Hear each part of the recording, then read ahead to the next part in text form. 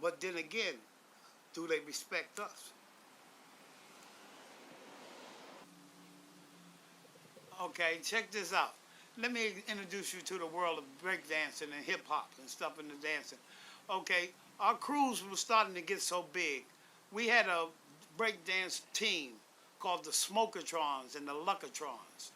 The reason for them being so popular back in the 70s, the girls that used to hang in our house, to keep them out of trouble, you know, the performance was, they liked to dance. Sister Boo, Pebbly Pool, Sheila, the Yellow Banana, her name was Vivian. These girls liked to dance and perform. So they would come up with dance steps. We called them the Luckatrons. And they were good. They were good girls. And you know what I'm saying? To keep them out of trouble, they performed and do all these different dances, the electric boogaloo, the robot, the Spider-Man, all these different kind of dances. And the Smoketrons were people, guys that would help us carry the equipment because we lived on 5 flights of stairs. And they would watch the equipment and make sure nobody didn't steal things from us. And they were very useful to us as a team. And, you know, to keep unity among us, they would dance and perform because we would go to different parks, we would go to different parties, and they loved to dance. And, you know, just like I said, my mother was a dancer, my father was an entertainer, and we utilized everybody because of who we were. We were the master plan bunch.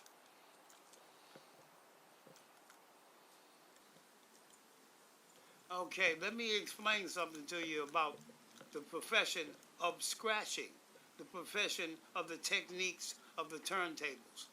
When we was out in the parks, out doing block parties, the temperature of the turntables and how the scratch position came into play, sometimes it was so hot out there, the records warped, the weather blew the records into positions, and it was certain parts of the beats of the records that people wanted to hear.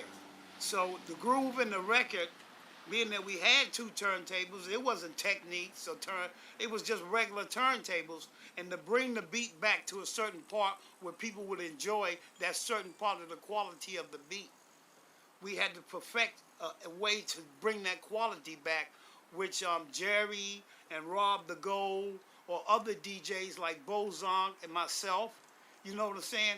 It was a certain way that we had to do it, so we would put weight on it like a dime. A penny was too heavy sometimes, or sometimes we would have to put a nickel on the needle to hold it in position where we could spin it or put it to a certain angle, or even put cardboard or paper up under the turntable to put it into play where we could put the record on the groove to make the needle hold to a position where we could play with the record so we could bring it back to that certain part of the quality of the record where it would definitely be in for a position where you could make that music stay in a certain part where you could get that groove. And Grandmaster Flash, I respect him. I respect Kool Herc in the same angle too, because of the quality of what we were doing. They were in the play in that position too, and to see what the quality of what we were doing, because they were there. They were young then, you know, to see what we was doing, because they felt we had something. They know that I'm telling the truth about this, and I praise what they did with it. Like Biggie said, I never knew this would go this far, and I'm proud. I'm really proud. One day I was upstairs